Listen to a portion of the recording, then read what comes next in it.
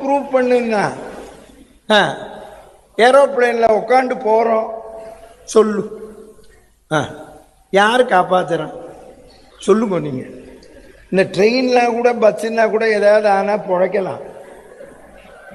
இதில் வேற இந்த பிளேனில் 10,000 ரூபா கொடுத்து டிக்கெட்டை வாங்கிட்டு அங்கே போய் நின்று உட்காண்ட உடனே நீங்கள் கவலைப்படாதீர்கள், நாங்கள் உங்களை கூட்டின்னு போய் கொண்டு பத்திரமா விடுவோன்னு சொல்ல மாட்டேங்கிறா.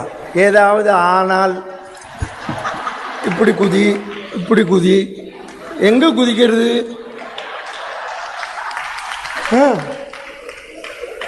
ராத்திரி நான் ஒரு 35 வருஷம் முன்னால முதல்ல சிங்கப்பூர் போனேன். இந்த மாதிரிலாம் அங்கெல்லாம் போனேன் இங்கே போனேன்னு சொன்னாதான் என் மதுரையில் கூப்பிடுவேன்.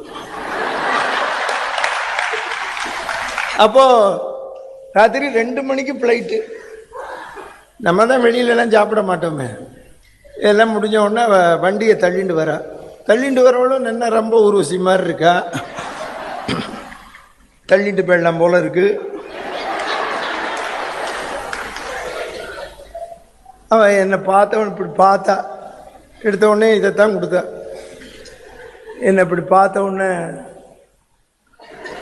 ஆப்பிள் ஜூஸ் ஆரஞ்சு ஜூஸ் எல்லாம் ஒன்றும் வேண்டாம். பக்கத்தில் இருக்கிறவங்க கேட்டால் நீங்கள் இதுக்கு சேர்த்தா சார் பணம் கட்டியிருக்கோம்னா.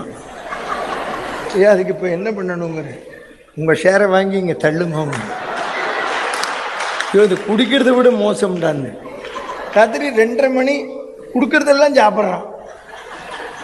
இது நான் கேட்டேன், எப்படிரா இறங்கிறது உனக்குன்னு. சார் நம்ம இறங்கிறது நிச்சயம் இல்லை, இறக்கிடுவோன்ட்டான்.